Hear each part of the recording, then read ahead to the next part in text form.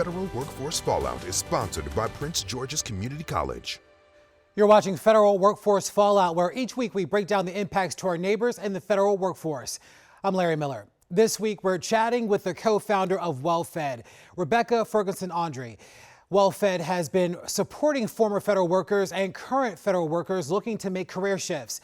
Well, since her own federal career came to an end, she says that the need for services to help support the federal workforce continues to grow, especially as the threat of additional layoffs loom. Rebecca, good to see you. How are you? Good. It's great to see you again, Larry. All right. So, last time we checked with you regarding WellFed, I think you guys were gearing up, celebrating 1 year and getting ready for your big festival and big celebration regarding that. I got a chance to stop by and I had a lot of fun. It was great connecting with everyone. You know, even in the time since we last seen each other, a lot has happened. Well, some huge developments from OPM. There now is a push to have federal workers sign NDAs, something that has certainly raised the eyebrows of many within the federal workforce, even those that are outside of it. And still, we have many federal workers that are, utilizing the services in your organization to make that pivot and to find the next best opportunity for them and their families. And so we wanted to check in with you, see how things were going. Things have been somewhat slow, somewhat busy in many regards, and we want to see how things are going with WellFed. Yeah, thanks so much, Larry. We've said from the beginning, we're here to serve the fired and the tired. And like you mentioned, there's still so many threats around the federal workforce, jobs that could be lost. Federal workers are still currently working under these conditions where they feel demoralized, where they feel like they are under threat. They're afraid to make any sudden moves. They're afraid to lose their jobs. And so along with folks who've been laid off, we've been serving the current federal workforce. And look, it's been 18 months since you first started covering the federal workforce cuts. And they're not this moment in time, rather it's this evolving workforce crisis that I don't think we've seen the full impact of yet.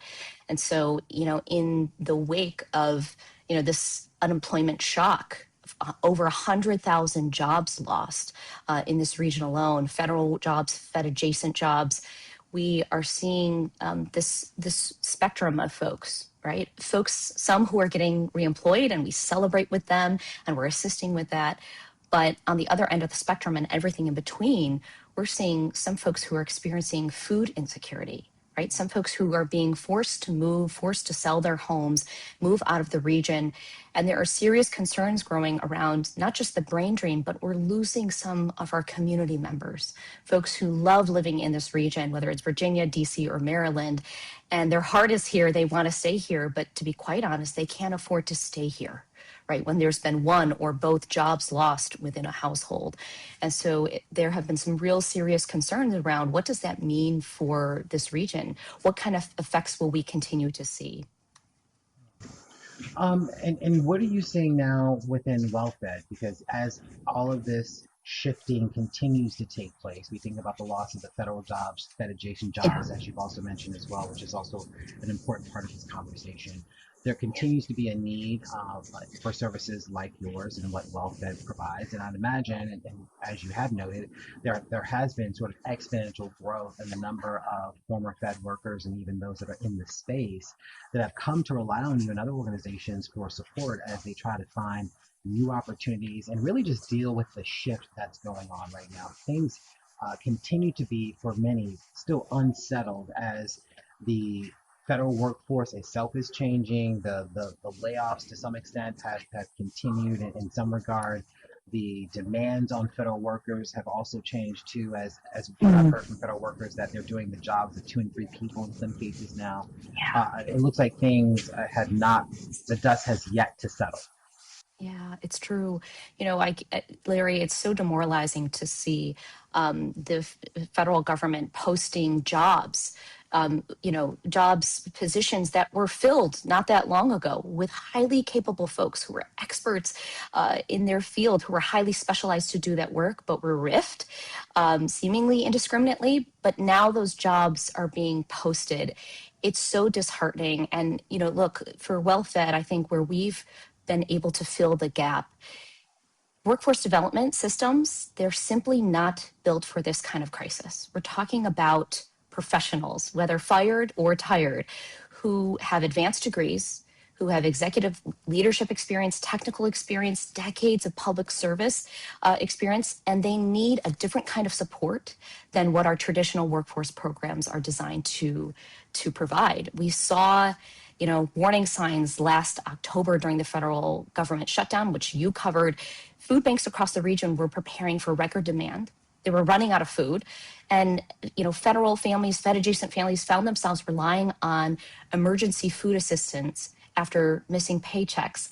And so, that wasn't just a shutdown story. It was a preview of how quickly financial stability can unravel for working families. And here at WellFed, we felt the need to innovate and to innovate in the moment. So one of the ways we began meeting the need was offering kitchen table coaching sessions. So these were coaching sessions not designed just to say, let's think about your next career steps. It was really designed to meet the person in the moment, hear their story, and ask the questions, how is your mental health? What are you doing for your mental health? Are your basic needs being met? Where have you been applying? What have you been trying? Where are you at? And taking all of our resources and all of the knowledge that we have gained from our lived experience and being experts in this space to say, how can we lift you up? How can we support you and connect you? And I have to say that just recently, one of the folks that we coached just got a job offer. And that was really exciting. So it's about moving people forward. It's helping them restore and helping them get reemployed. There's another program that we're actually launching when you're trying to make a career move in a market like this one. The hardest part for people, we found, is actually being able to articulate what they're good at, the impact that they can bring to an organization or a company. And so we created a new program called Your Next Chapter. And here's the idea behind it. Most of us build real experience and expertise over a career, but it ends up written in this language of where we've been, the tasks that we accomplished. And when we try to move, sometimes what's getting lost in translation is employers can't see what we're actually capable of, that there's a lot of skill there. So if you're trying to figure out your next career move, then your next chapter might be for some of your listeners. So we start this program by grounding people in their values. That helps them before they rebuild, helps them know their why. It steadies them and guides every choice that comes next. From there, we're helping people translate their experience into terms employers value and to help them find that through line that ties everything together, their story arc, their unique value proposition. And then they have the space and the support to practice telling their story with confidence, not just on a resume, but also out loud. So we use peer exercises, assessments, and coaching from our own expertise and lived experience so that they're never alone. So the heart of this program is really about their values, about their story. There's more to landing a role. There's more to the search, the networking, the interviews. None of that works unless you can clearly say who you are and the value you bring. So whether someone's been unemployed for a while or they're ready to start something new, when they finish this program, the goal is for them to be able to share their story and to demonstrate how they can add value to any employer. That seems to be a big challenge for some former federal workers, even those that are in the space right now, of trying to find that sort of professional story, that professional through line to deliver to the private sector and streamline what has been for them this body of work within the federal government that has its own language, its own processes, its own environment, and trying to shift that to a private sector that is looking for immediacy, looking for direct impact. And a lot of what they do on the federal side, while applicable and transferable in many ways, is just a completely different language that has to be sort of translated to the private sector. Based on some of the work that I've done, I know that I've seen that. I know you've talked about that as well. Trying to find that through line can be difficult for some when they haven't really been challenged in that way to really think about sort of streamlining their own professional story. Yeah, it's exactly right. I know that you have seen this in the work that you've done. And this is a recurring theme that we're seeing in these coaching sessions, in our virtual sessions, and in-person events. And so that's why we created this program, because we think that it's so easy to get mired in, right, your limited perspective. Right. Well, this is what I did for the federal government, or this is what I did for a contractor. What is there here? What's the story? But really, what can be helpful is when somebody else takes a look at your journey, at your story, and can help you understand it and see it through a new lens. And so that's actually one of the exercises that we do, this 2-person power profile, where we actually pair people up and they get a chance to tell their career story, and they get to hear it echoed back through somebody else's lens. Folks will end up crying and saying, wow, I've never thought of myself in that way. I mean, truly, we're running into so many folks who simply don't market themselves, and have struggled to take credit for the work that they've done, the impact that they've had, at their previous jobs. And so part of what we're trying to do with this program is to really facilitate people moving from a very limited scope, a very limited perspective of who they are and what they've done, and expanding and expounding on that. Still to come, what does the future look like for the federal workforce and the long-term unemployed? We dig into that next.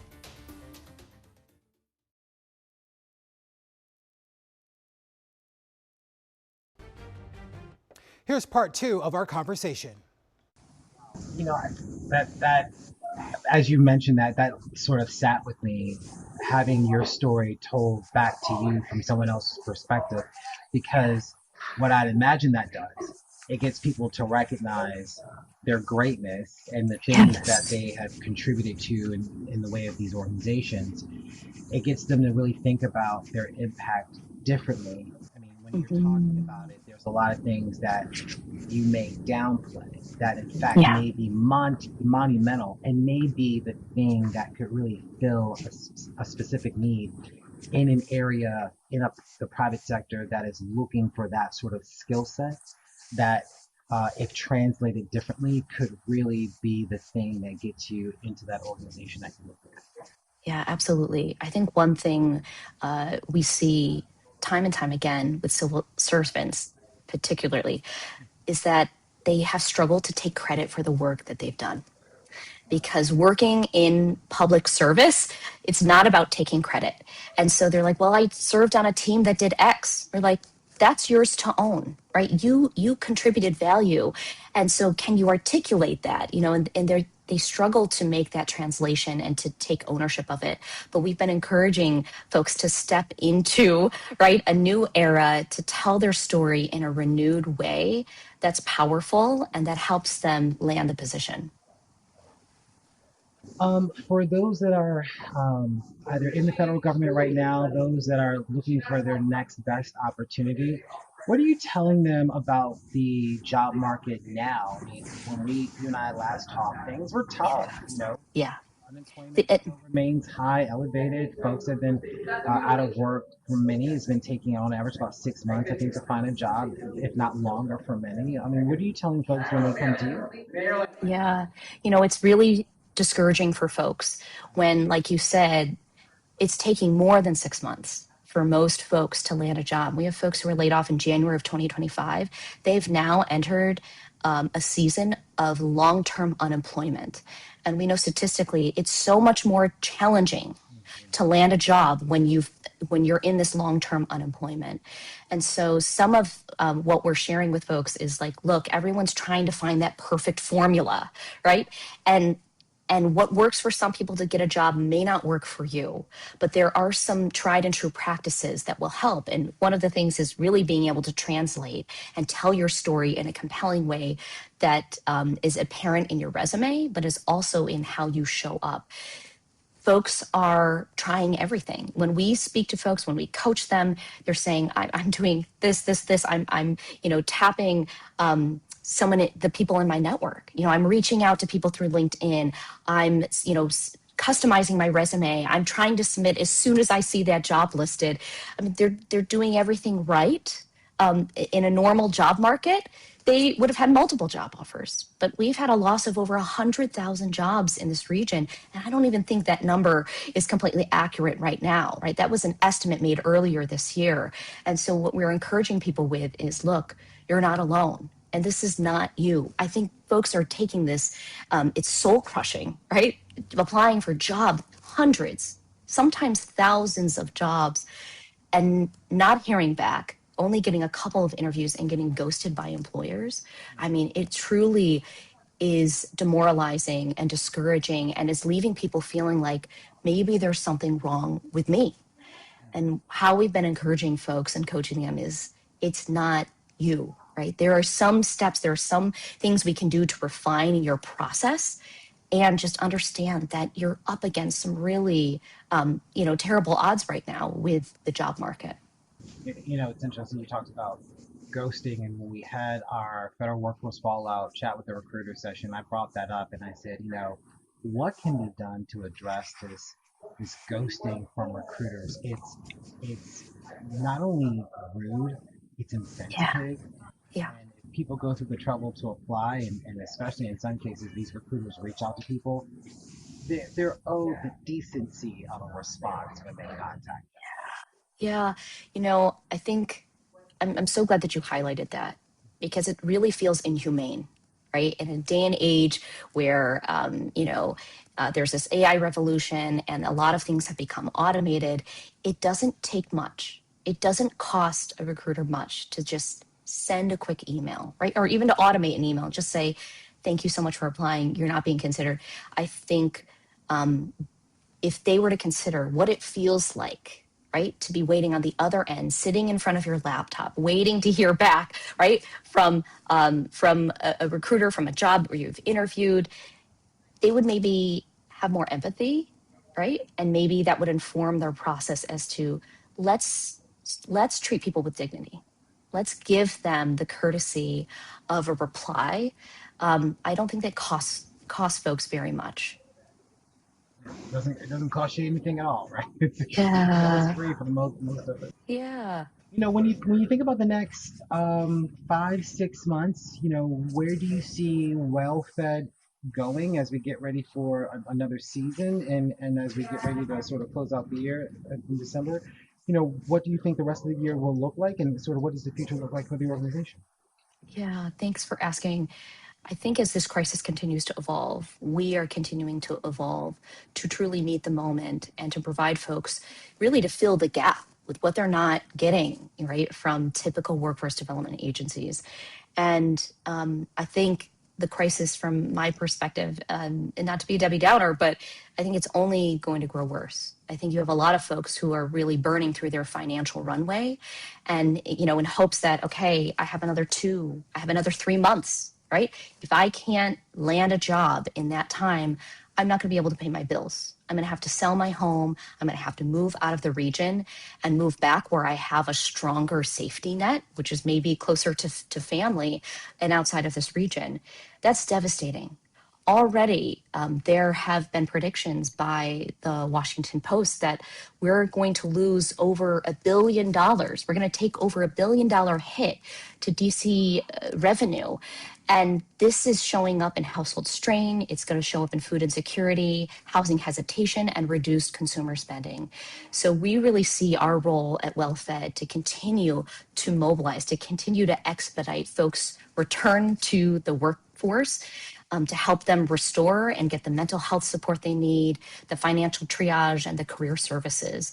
So this cohort that I highlighted, people can find out about it through our website, which is wearewellfed.com. They can sign up for our newsletter, and they can learn about when this cohort is launching later this summer in August. We're planning to continue innovating to meet the moment, and to do so creatively and to do so on a budget. And so I want to highlight, for folks who hear this and think, what can I do to support my neighbors? What can I do to support my friends who are struggling in this moment?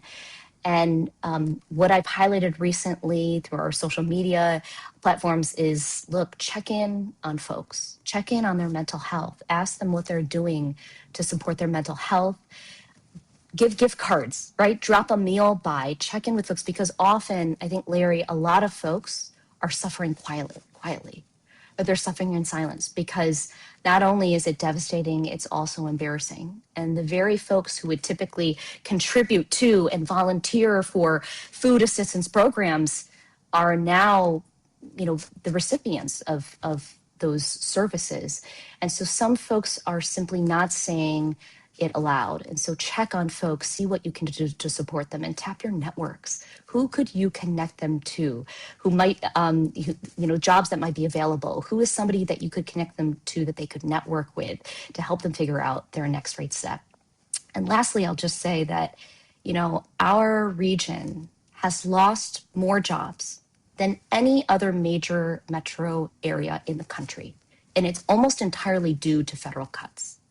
We're seeing qualified people remain unemployed despite available jobs, sometimes because their experience isn't presented in a way that employers expect.